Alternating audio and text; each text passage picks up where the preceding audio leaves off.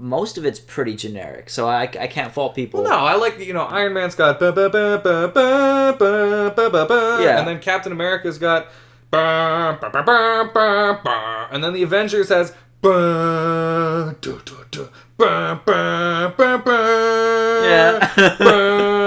then there's the Guardians of the Galaxy theme too. That one's like.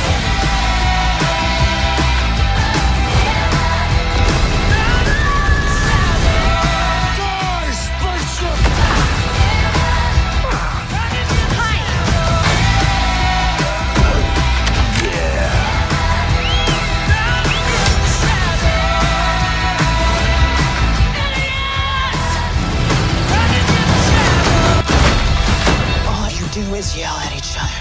You're not friends. No, we're family.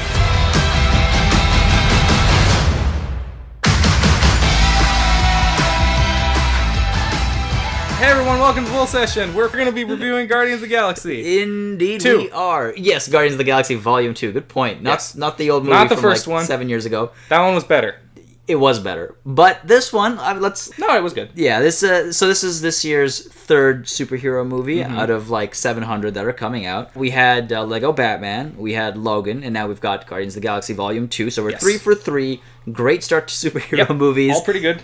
That batting average is going to drop real fast. Yeah, when, we got a pretty bad player coming up next. DC's been was swinging strong, 8 or 9 years ago. But it's not been batting so well lately. Not so much. Also, the second movie this year with deep-rooted conversations about the importance of family. Yes, we're family. I think Guardians was it was a solid movie. Yeah, I liked it. Yeah, I think I left the theater thinking excellent, and then as I kind of mulled over it, it went from excellent to solid.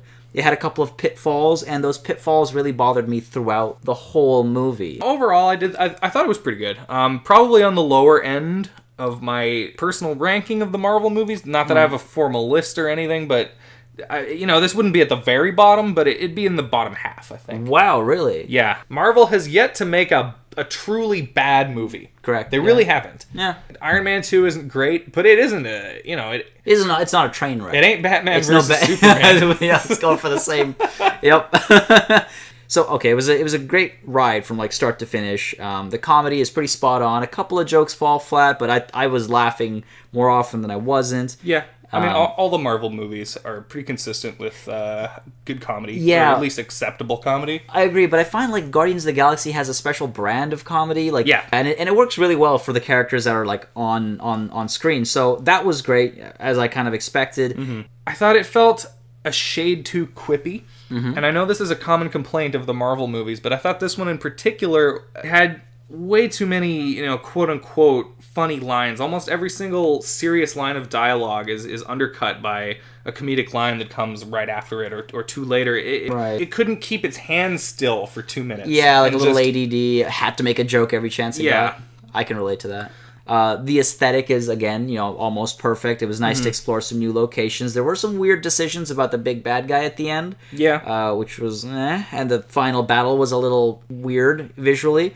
There were some issues. Some of the CG was a little spotty, which is funny when you look at a movie of this scale. Which parts did you think were just spotty? So some of the compositing was not that great. Okay. The green screening wasn't ideal. Like the outdoor scenes. Yeah, and, yeah. The field. Totally. That was a little awkward. Yes, some of the green screening was weird. And again, like I said earlier, the big baddie at the end was a little funky looking. The acting, though, was great. The characters are great. I love seeing some more depth. My favorite part of this movie, and Guardians, the first one, was the characters. Yeah, definitely this movie was very character-focused. Yeah, the really, really deep characters, and we got to learn a lot more, especially about Yondu and Drax. I liked Mantis. She was a nice introduction. Yeah. The sense of humor that she added, again, just a slightly different brand from the rest of the characters, so that was nice. You feel love. Yeah, I guess, I feel a general unselfish love for just about everybody. No, sexual love. No, I don't. For her. No. No, the real strength of the movie is definitely the characters. They all get some added depth, all of them. And it's surprising. It did really feel like a team movie in that way. In that it didn't... Star-Lord is the most important one as far as the plot is concerned. Right. But they all sort of get an equal amount of development. Screen time and development, yeah. You've got Peter's daddy issues. Rocket Raccoon and Yondu have the rough demeanor as a defense mechanism thing. Gamora and Nebula kind of bond over their traumatic childhood. Even Groot gets a little bit of a funny character development. Yeah, he doesn't like hats, apparently. Yeah, Groot doesn't like hats. That's, I don't know, is that spoilers? Well, we won't tell you the details why. You're going to have to watch the movie to find out why! Just like in the last movie, in my opinion, Dave Bautista completely steals the show. Oh, yeah. He's by far my favorite character in both films. Yeah, totally. And you can just tell that he's given it 110% on set in every scene.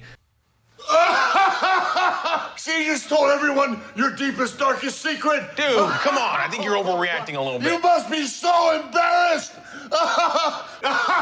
Do me.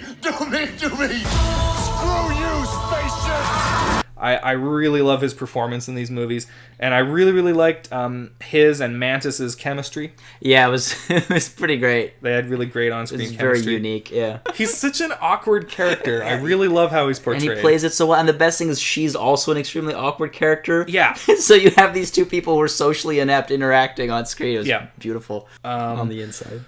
I really, really liked the gold people. They were a lot of fun. They were a lot of fun. They seemed super formal, but their sense of humor was completely... Yes, they're completely misrepresented in the trailers. You know, they told me you people were conceited douchebags, but that isn't true at all.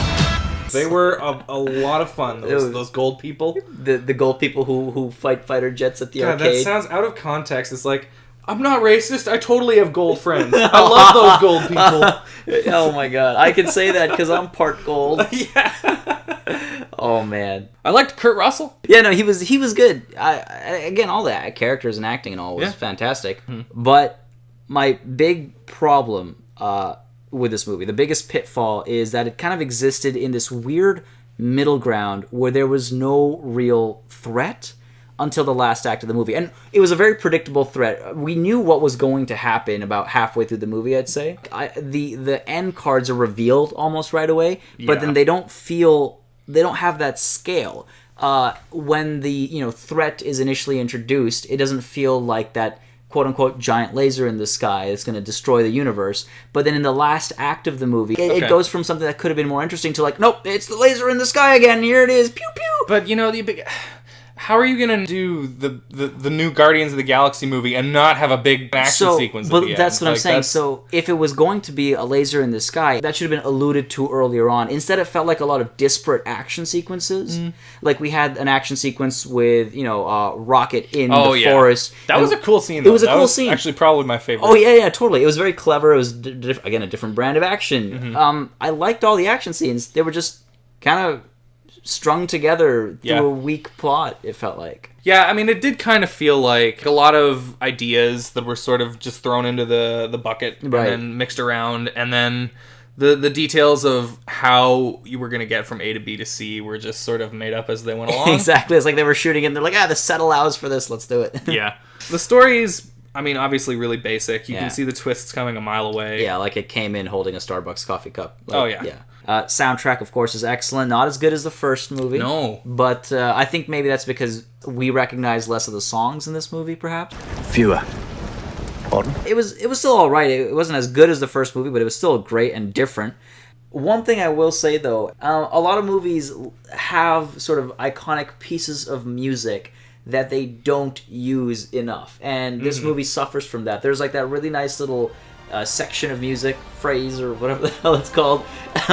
There's a really nice section of music that goes with Guardians of the Galaxy, and they use that a couple of times in the movie, here and there, but they didn't really use it for the heroic Guardians of the Galaxy moment. Yeah. It felt like a missed opportunity. Yeah, definitely. Well, I was thinking what happened was they just got overzealous with the era music. Like, we just have too many 70s pop songs to shove into this. Exactly, yeah. Which is too bad, because I liked the score. It was nice.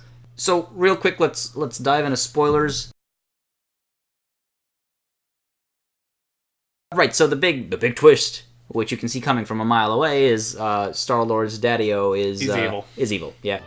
What a twist! And he wants to take over the universe, and I guess... No, he wants to remake the universe in his image.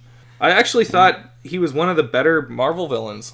I mean, I know that's not saying much. Aside from Loki, there really isn't too much there in terms of the Marvel villains. Do you mean from like a character perspective or an acting perspective? Character perspective. This guy kind of felt to me like an anime character. It felt like a character that was, something you'd think was super, super deep when you're 14. He's got a god complex.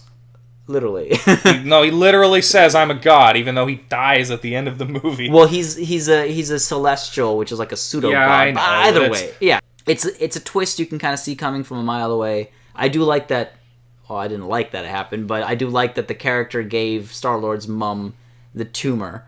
That was an interesting development. That's what I mean. Like that, I found that part was. I mean, it wasn't a whole lot, but it was something in terms of character development that a lot of villains don't get. He was tempted to give up his evil plan of destroying all life in the universe and just settle down with this Earth woman, but and decided not to in the most spectacular way. Yeah, he said, "Oh no, I'm afraid I'm gonna want to do this, so instead of that, I'm gonna give her brain cancer and kill her." I do agree. So that's my biggest problem, right? It could have gotten a lot deeper, but instead it went the other way. It said, "Nah, YOLO, fam," and they just said, "Giant laser in the sky." It could have been. That's what. Or giant goop all over the planets. Yeah, I guess so. Just realized Star-Lord's dad planted his seed everywhere, and it's very interesting the metaphor. The thread at the end is his jizz threatening to overtake all life in the universe. When his dad is trying to get him to join him, I turned over to my wife and I said, "Join me, and together we can rule the galaxy as father and son." And she goes like, "Shh." It's basically what he said, though. Yeah, I mean, it's not word for word, but it's close. It's close enough. After all these years, I've found you. And who the hell are you? I'm your dad, Peter. I thought Sylvester Stallone was criminally underutilized. I agree. He's in 2 scenes, and he contributes absolutely nothing to the plot. There's also, randomly at the end, Ving Rhames and Michelle Yeoh show up for like 30 seconds in the last 2 minutes of the movie. And it's so...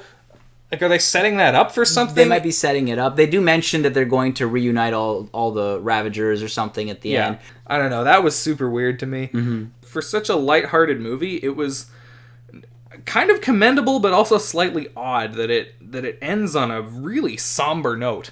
Seeing that we watched it on Star Wars Day, I'll just make an allusion to Star Wars. You know how at the end of the second Star Wars movie, Han Solo is quote-unquote dead? It's like that. Yeah. It's a somber ending. Because it's the second movie. The second movie always has to end in a sad way. I don't know. Yeah. A good movie, not as good as the first one. You mentioned it was sort of bottom rung from your Marvel film. No, not bottom rung. Middle of the road, but in the bottom half. Okay, fair enough. So maybe how many of them are there now? Like 14 or something. Maybe, yeah. It'd be like number 8. Okay. It's not the worst movie. Yeah. It's not Iron Man 2. Fair. Okay. It's not the Thor movies. Right. But it's not one of my favorites. Yeah, I like the Thor movies. We're gonna get into that when Ragnarok comes. Anyway, though, I would still recommend watching the movie. I mean, it's a good movie. Good movie. Yeah. It's a Marvel movie. It's good. Good stuff. Thank you for watching Bull Session. Yeah, that was Bull Session, and it is now over. But on that note, thank you guys very much for joining us and for watching/listening to us rant about Guardians of the Galaxy Volume 2. Remember, if you had a good time, please drop a like. Please like and subscribe to the channel, and leave a comment if you agree with us or disagree with us, or let's get a conversation going. Damn right. And apart from that, follow us on Twitter as well. We do have a link for that in the description below. We sure do. And till next time, peace. Though I will say, I always mix him up with Captain Kirk from the new Star Trek movies, the first one, because don't you shut your mouth. Because the first time we see him, he's like sleeping with some green alien. So for some reason, he was sleeping with a red alien. Oh, excuse me. I apologize.